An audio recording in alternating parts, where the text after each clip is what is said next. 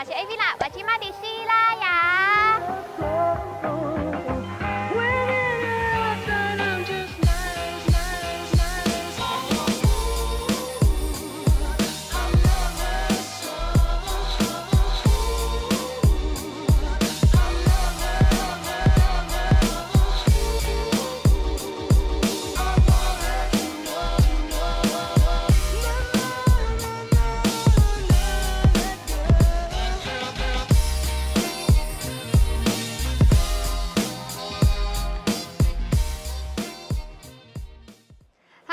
大家好，好耐冇見啦！嗱，我帶大家嚟到台南同埋嘉義呢一個西拉雅國家風景區。呢一條咧就係叫做清寮老街啦。咁就係我哋今次呢一個3日2夜嘅行程嘅第一站。咁呢個地方其實咧佢就比較靠近一個嘉義嘅高鐵站。其實你落咗車之後咧，過嚟呢邊咧10零20分鐘就到㗎啦。咁呢條清寮老街咧有咩咁特別咧？咁其實咧係我自己個私心想嚟嘅，因為咧我覺得我呢一世人睇過最好睇嘅台劇《俗女養成記》，佢嘅內容咧其實就係講述一個喺台灣呢一個老街入邊屋企開藥房嘅一個女仔成長，然後一個好真實嘅一個戲劇嚟嘅。你見到我身後啦，係有一套校服喺度，冇錯，嗰個咧就係女主角佢細個嘅時候着嘅校服，而佢哋取景場地咧就係喺呢一條老街上面取景。轉角你見我有啲面線。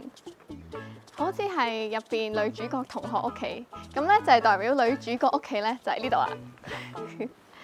金德興啊，見唔見到個牌匾啊？嗰個叫咩啊？牌匾啊，跟住然後地下都有寫萬家古厝金德興藥鋪。喺個戲劇入邊咧，老豆會喺左邊呢度咧，嗰陣時有個執藥嘅地方，執中藥嘅地方。跟住通常個阿嫲咧會咧坐喺個門口度撥線咁樣，跟住我個阿媽就會追出嚟就阿玲啊！即係嗰個女主角嘅名叫陳嘉玲啦，阿玲啊咁樣，跟住好大聲咁喺條街度講嘢。目前咧仲未開放正式俾觀光客入去參觀啦嚇，但係其實佢入邊咧全部舊式嘅嘢咧都保存得非常之好，真係有屋主喺入邊，而且佢以前真係一個藥房嚟嘅，唔係因為個電視劇造景，算係圓咗我心入邊一個去睇一個電影場景嘅嗰種感覺。我嗰陣時咧，邊睇嗰套劇，仲喺度邊諗，喂，台灣而家仲有啲咩地方可以做到嗰一個場景？唔通係搭出嚟？冇諗過喺嘉義嘅呢個地方咧，成條街都仲係運作緊，而且係每一間屋入邊都仲有住緊老人家，係可以咁 local、咁古早味。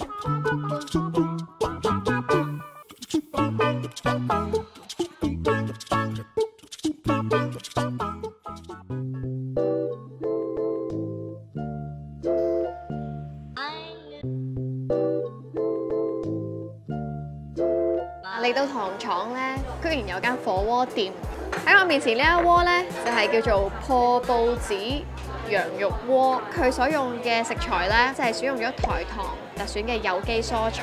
買起啦！咁我試完之後咧，我哋就再出去帶大家睇下呢一個善化嘅糖廠究竟有啲咩玩。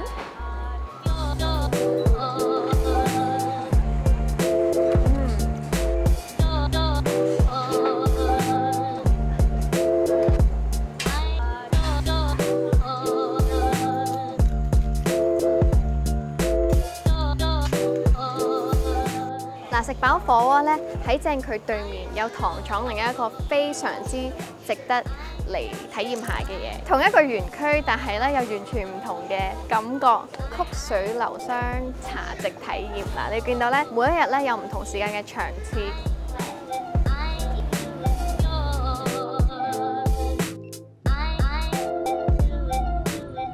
咁喺呢度咧，呢個流水茶咧，其實就係依照你自己啱啱入場嘅時候拎嘅嗰個編號53號、53號咁樣，你就可以拎啦。咁呢度咧，其實我哋嘅坐法就係成排，我哋背對住呢個竹林啦，然後面對住我哋呢個流水，然後去品茶嘅。佢叫做心源及水南亭曲水流觴。糖廠係免費參觀嘅，但係呢個地方咧就要買飛入嚟去體驗一下。咁我就揀咗呢個冷泡茶嘅烏龍茶，有啲咩嘢品茶嘅一啲順序咧，或者一啲介紹咧，都會有呢一個工作人員指導我哋嘅。小小的跟大家介紹一下，大家都可以用眼睛欣賞，用手。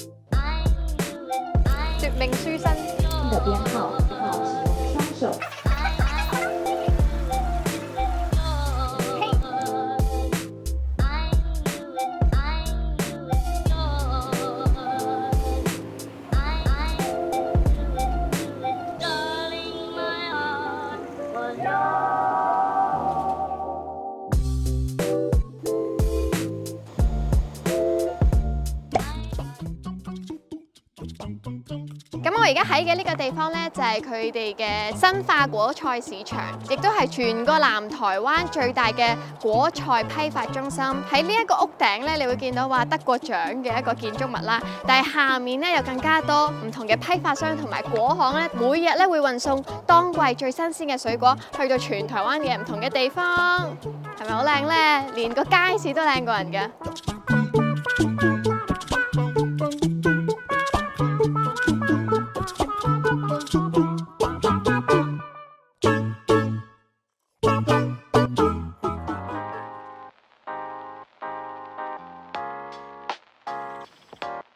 嚟到呢個地方咧，就係台南山上花園水稻博物館。咁咧喺我身後嘅呢一個紅磚建築咧，就係佢哋而家目前台灣最大嘅法定古蹟。咁佢入邊係做乜嘅咧？帶大家嚟睇下。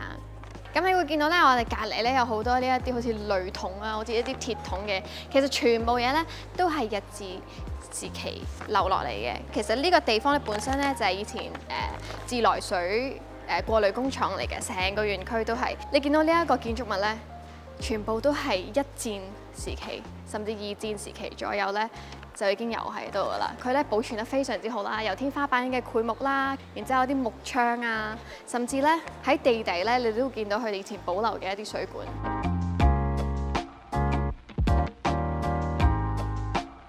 呢個係一個算係。即係我見咁多台灣嘅古蹟嚟講，真係保存得數一數二完整，同埋乾淨整齊。因為咧自來水呢樣嘢咧，其實係好注重衞生㗎嘛，所以佢哋其實從大概100年前咧就已經監管得非常之嚴謹。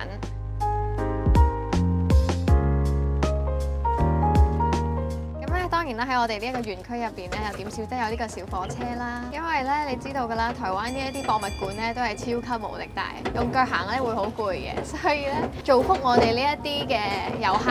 佢呢個小火車佢行嘅路咧，其實就係依照個水道沿水入、沿水出嘅方式去行駛嘅，所以都幾特別。成個博物館佢沿途嘅呢一啲造景啊，都幾靚下。所以唔單止嚟呢度睇古蹟啦，其實嚟呢度咧帶小朋友嚟玩下、行下、影下相啊，都幾靚。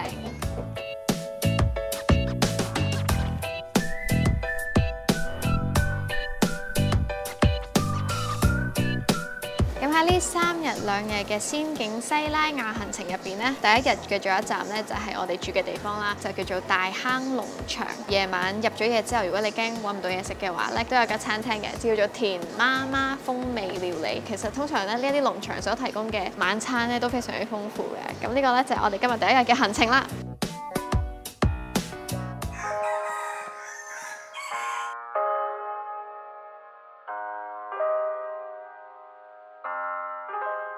早晨啊，大家！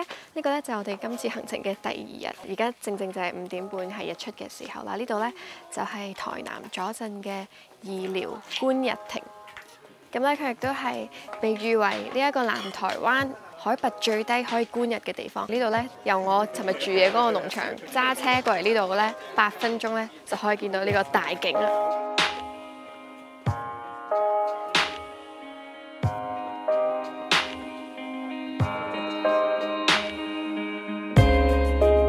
等咗半個鐘左右咧，我哋嘅日出咧就正式出嚟啦。到我哋而家眼前見到嘅咧，都係一片好似雲海咁樣，但係其實佢哋咧都算低海拔。呢啲水汽咧咁樣灑出嚟咧，嗰個曙光係超級靚。呢度咧就有個板咧就講明話呢一度觀日嘅最佳時間咧，其實就係喺每年嘅5月至9月之間。咁咧尤其係西北雨之後咧，第2日晴朗嘅清晨咧，會出現令人讚嘆嘅大景。呢度有個美譽嘅，就係叫做潑墨二寮。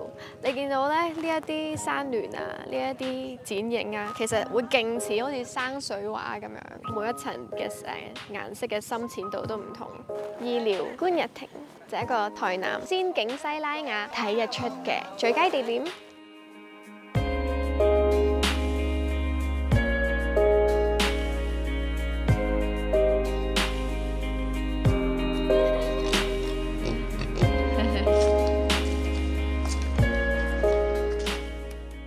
呢度咧就係台南嘅玉井啦，咁咧呢一度有一間咧係一定必須要嚟嘅，就係我身後呢一個在地30年老店有間冰鋪啊，好熱啊！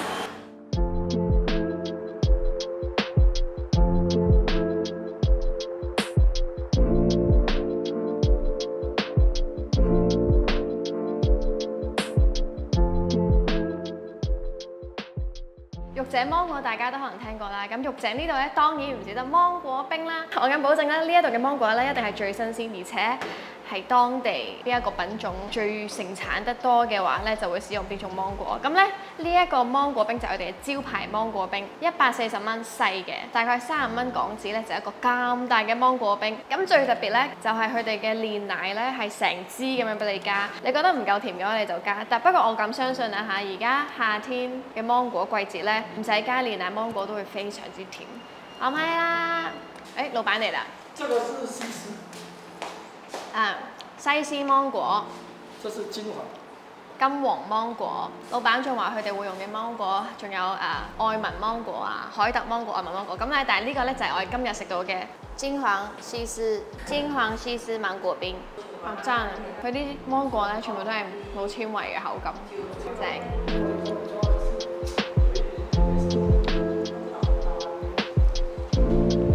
嗱，結果就係咧，佢哋呢間冰鋪咧都有得賣芒果乾。咁我阿媽咧，佢咧就最中意食芒果乾，而且呢度啲芒果乾咧係無糖嘅，都一定要試下。150蚊一包。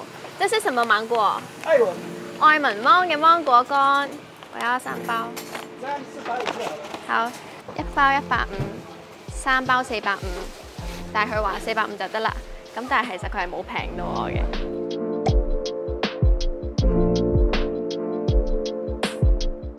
我哋咧帶大家去玉井市中心食完芒果冰之後咧，就帶大家嚟到佢哋附近一個叫做黃金蕎麥探索館嘅地方，入嚟睇下。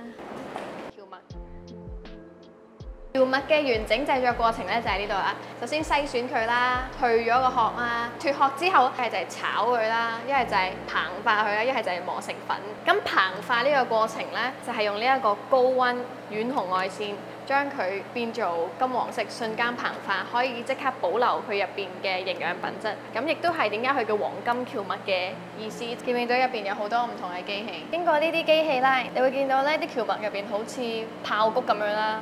跟住泡化完之後就會變咗我前面呢一袋好大袋金黃色嘅蕎麥啦。咁嚟到呢度啦，其實唔係單單只教大家蕎麥係乜嘢嚟，而係食呢度咧，亦都有一個蕎麥麵嘅餐廳，仲有好多唔同嘅蕎麥副產品喺樓上。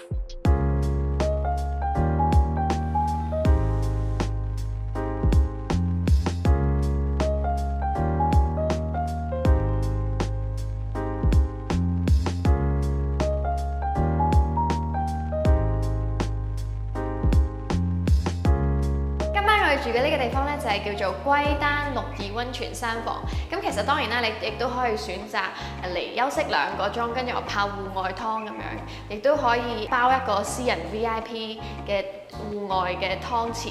咁呢一種係龜丹嘅溫泉咧，就係屬於碳酸氫鈉泉，就係屬於美人湯嘅。佢係冇色啦，亦都冇味，就唔會好似陽明山會有硫磺味啦，又唔會好似我上次去關子嶺浸黑泥溫泉咧會有沉澱物，完全冇嘅，佢係清澈透明嘅。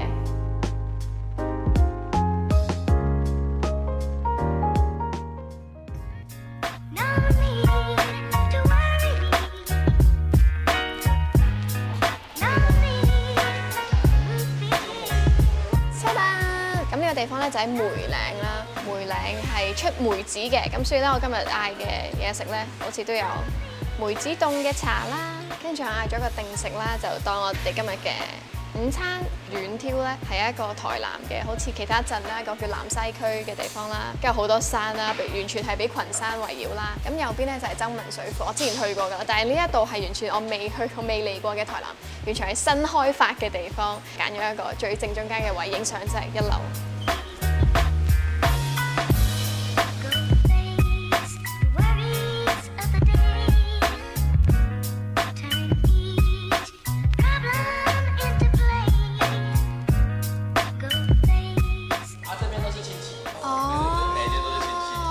係咁嘅，梅嶺呢一帶咧，cafe 啊、梅子雞啊，其實全部都係識嘅，親戚開，反正個地方都係佢哋嘅。咁樓上呢度2樓呢度就係 Ouch 咖啡，下面咧就係佢哋屋企開嘅梅子雞。好，麻煩你啦。好，謝謝。那你們可以裡面外面都可以看一下。好啊，謝謝。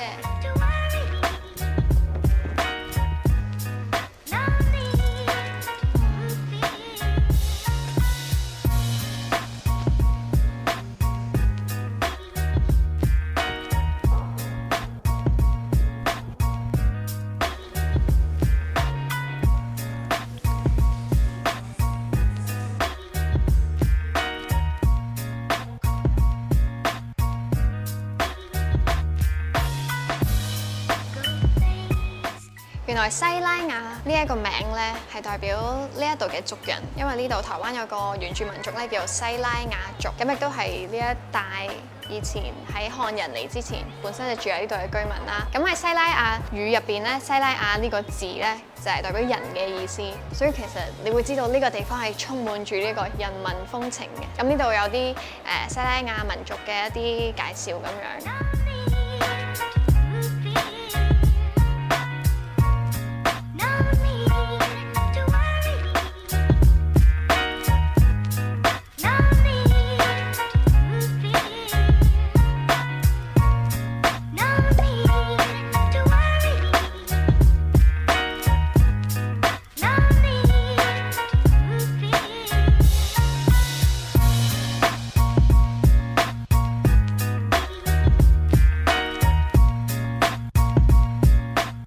咁咧喺呢3日2夜嘅仙境西拉雅行程咧，就最後以呢一個龍田 Chucha 嘅呢一個文化園區嚟做一個結尾啦。咁咧，我覺得其實呢個地方咧，佢娛樂性又十足啦，跟住資訊性又十足啦，而且佢就係喺正呢個龍田車站一個細站隔離。咁對於台灣深度遊有興趣嘅朋友咧，其實呢個地方我都算幾推薦嘅。咁希望咧大家中意我安排嘅呢3日2夜行程啦，火車嚟啦！咁咧，希望大家中意我今次推薦嘅行程啦。咁希望下次大家可以嚟一齊感受呢一個仙境西拉雅嘅美。我哋下次見，拜拜。